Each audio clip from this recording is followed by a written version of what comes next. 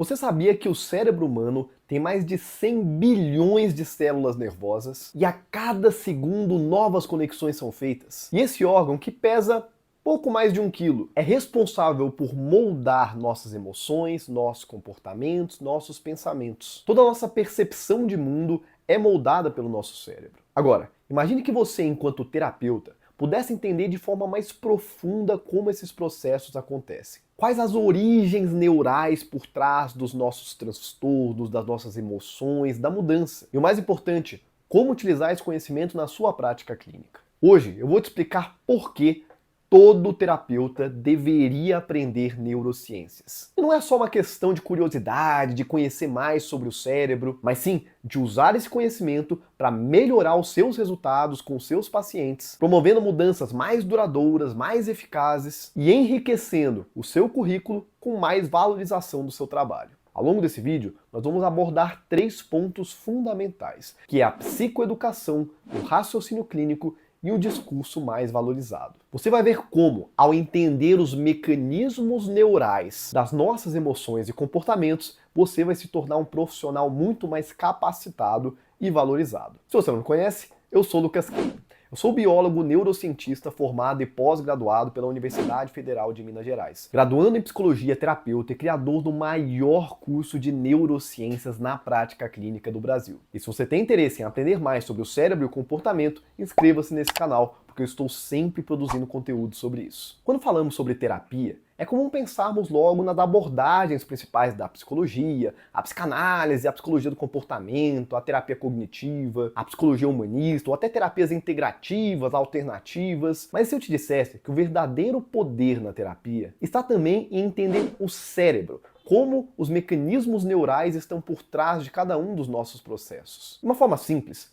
tudo o que fazemos possui alguma ligação com o nosso funcionamento cerebral. E a neurociência tem nos mostrado que nós não podemos mais separar a mente do cérebro. Eles estão intrinsecamente conectados e são um único sistema que interage com o nosso corpo, com o ambiente e com os nossos processos psíquicos. Por isso, enquanto terapeutas, é importante nós compreendermos não só o que o paciente sente, como também por que ele sente o que sente e como isso está ligado ao funcionamento neural e do corpo. E é exatamente isso que a neurociência pode nos ensinar. Então, para você não ter que ficar só acreditando em mim, eu vou falar os 3 grandes pontos em que a neurociência transforma a prática de um psicoterapeuta. São eles: a psicoeducação, o raciocínio clínico e a valorização do discurso. Então vamos começar falando sobre a psicoeducação. O que é isso, Lucas, de psicoeducação? Bom, se você nunca ouviu falar nesse termo, eu quero te explicar brevemente o que é uma abordagem psicoeducacional.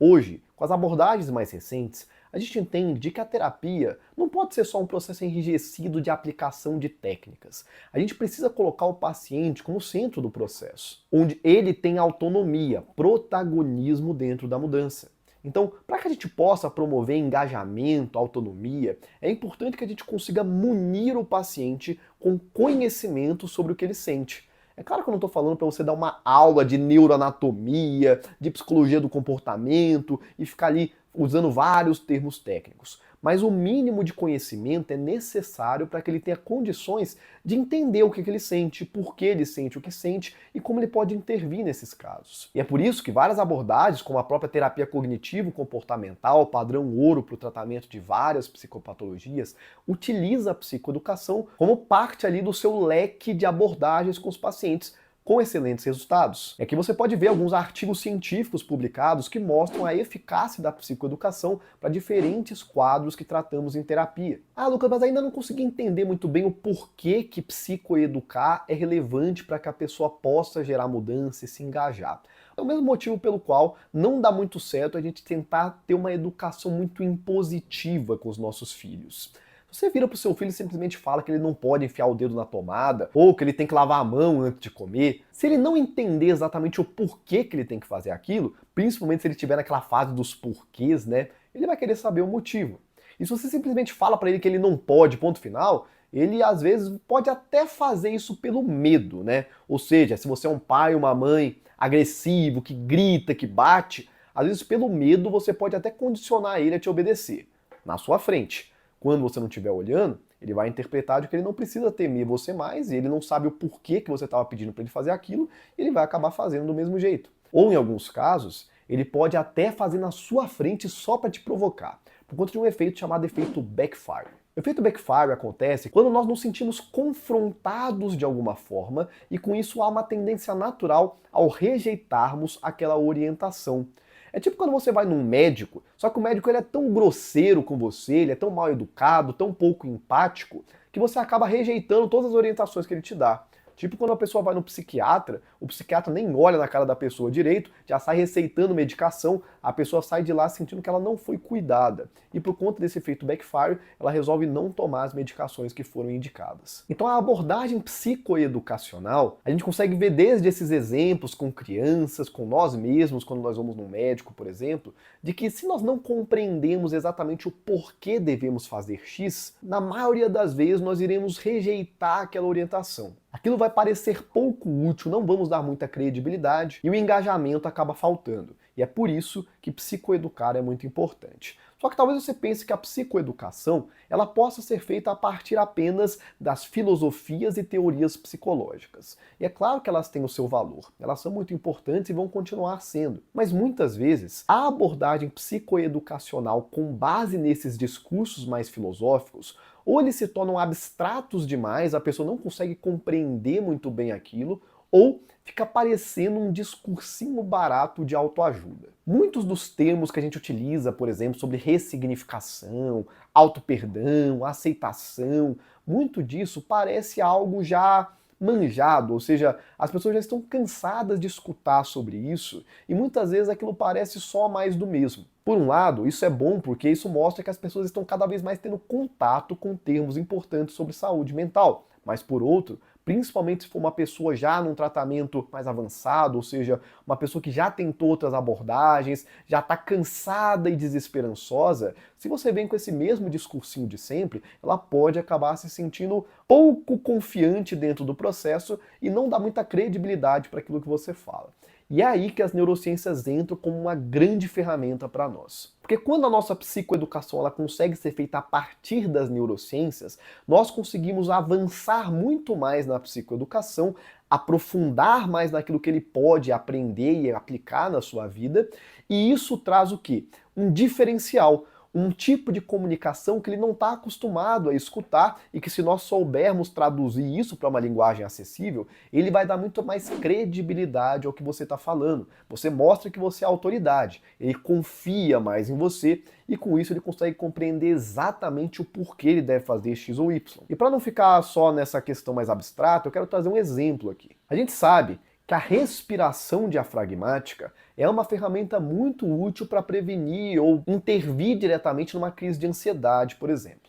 Então, se uma pessoa está numa crise de ansiedade aguda, ela pode, a partir de uma respiração diafragmática, conseguir reduzir, controlar aquela reação. Mas se você simplesmente virar para o seu paciente falar para ele fazer respiração, muitas vezes ele vai até se sentir um pouco julgado. Por quê?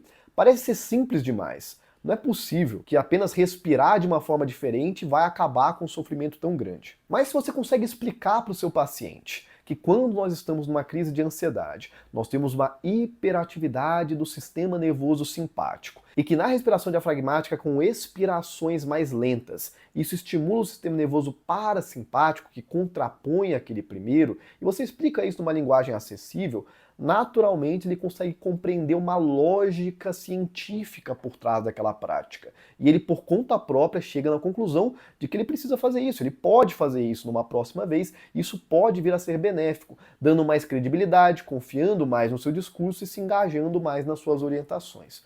Então a psicoeducação com neurociências sempre vai permitir um avanço na terapia e um maior engajamento, que sem dúvidas é um dos principais fatores que contribuem para o sucesso na terapia. O segundo ponto em que as neurociências são muito úteis para o terapeuta é no raciocínio clínico. Um raciocínio clínico melhor embasado vai te permitir tomar decisões mais assertivas com o seu paciente. O que é o raciocínio clínico? É você conseguir, a partir da análise do caso do seu paciente, pensar de uma forma racional e muito clara qual a melhor abordagem para esse caso. Não só pensando em quais são as abordagens padrão ouro para cada psicopatologia. Ah, se eu vou tratar fobia, dessensibilização sistemática. Se eu vou tratar toque, é terapia de exposição com prevenção de resposta. Não só isso. É conseguir analisar todo o contexto biopsicossocial que aquele paciente está inserido para conseguir pensar numa abordagem multidisciplinar e completa. Então, para isso ficar mais claro, eu quero pegar um exemplo de um paciente que ele vem com uma demanda de dependência química. Por exemplo, uma pessoa que quer parar de fumar, quer parar de usar alguma droga. Um terapeuta despreparado pode ter um foco excessivo em tentar fazer a pessoa diretamente parar de usar aquela droga. Tentar trabalhar motivação, algumas abordagens mais integrativas vão até para os caminhos mais bizarros de fazer a pessoa sentir nojo de cigarro, criar uma repulsa por aquele objeto, tentar ficar trabalhando de mais traumas, questões do passado. Mas o que a gente sabe em termos de neurociência da dependência química? Que isso envolve uma circuitaria chamada via mesolímbica. Ela começa no mesencéfalo, onde a gente tem a produção de dopamina, e ela vai interagir com estruturas do nosso sistema límbico associado a emoções e memórias, e existe um núcleo muito importante que é o núcleo accumbens, que está associado ao comportamento de busca por recompensas, motivação e prazer. E o que acontece é que muitas das drogas elas vão justamente aumentar o disparo de dopamina nesse núcleo accumbens, fazendo a pessoa ficar muito mais motivada a querer mais daquilo. Mas o que influencia na pessoa ter essa necessidade de reposição de dopamina a partir de uma droga? Justamente a ausência de disparo natural de dopamina nessas estruturas. Ou seja, uma pessoa que tem uma vida muito pouco satisfatória, uma vida muito empobrecida em termos de recursos, em termos de rede de apoio, em termos de atividades satisfatórias, ela pode praticamente secar essa disponibilidade de dopamina natural, fazendo com que ela tenha uma necessidade insaciável de repor essa dopamina no cérebro. E é por isso que hoje um dos pontos centrais no tratamento de dependência química é o que chamamos de enriquecimento ambiental. Nós conseguimos fazer com que essa pessoa viva uma vida mais satisfatória, em que ela naturalmente tenha menos necessidade de recorrer a um estímulo hiperdopaminérgico como uma droga. É claro que essa não é a única abordagem, mas é justamente a partir do entendimento da neurociência da coisa toda que você consegue raciocinar melhor o que pode ser feito em sua totalidade com esse paciente. E essa é, sem dúvidas, uma grande contribuição que as neurociências podem trazer ao terapeuta. E o terceiro importante ponto em que as neurociências são extremamente úteis para o terapeuta é a valorização do discurso. Numa linha um pouco semelhante ao que eu falei sobre a psicoeducação, as pessoas estão cada vez mais conscientes sobre saúde mental. As pessoas pesquisam, estudam sobre saúde mental hoje, mas nem sempre isso é suficiente para que elas gerem mudança. Algumas pessoas podem, a partir de uma abordagem bem tradicional, chegar onde elas queriam. Mas principalmente quando a pessoa lá tem uma demanda um pouco mais complicada, ela quer ser tratada por alguém que tem um diferencial, que ela consiga ir além daquele discurso que ela já está cansada de escutar. E fato é que por mais que eu acredite plenamente que as neurociências elas são necessárias para o terapeuta, nós ainda temos uma pequena porcentagem ainda de psicoterapeutas que dominam neurociências de forma aprofundada. Então, quando você traz para suas comunicações, seja num primeiro contato, dentro da terapia, ou nas suas redes sociais, na sua produção de conteúdo, quando você traz as neurociências de uma forma traduzida para o público geral, com informações novas de qualidade, as pessoas naturalmente percebem você como autoridade. Elas conseguem visualizar que você sabe o que está fazendo e então elas confiam mais em você. Inclusive, desde a pandemia, as pessoas começaram a se preocupar mais com o que a gente chama de práticas baseadas em evidências. As pessoas começaram a conseguir filtrar melhor o que é evidência científica, o que é pseudociência. Isso aconteceu muito também com a onda anti-coach que nós tivemos há um tempo atrás. Então as pessoas estão mais rigorosas em termos de serem realmente atendidos por profissionais que demonstram trabalhar com rigorosidade científica. Então quando você consegue trazer isso para o seu discurso, as pessoas confiam mais, dão mais credibilidade para a sua fala e naturalmente te valorizam mais enquanto profissional, estando dispostas a até pagar mais por uma consulta com você, porque elas interpretam que o seu trabalho é diferenciado.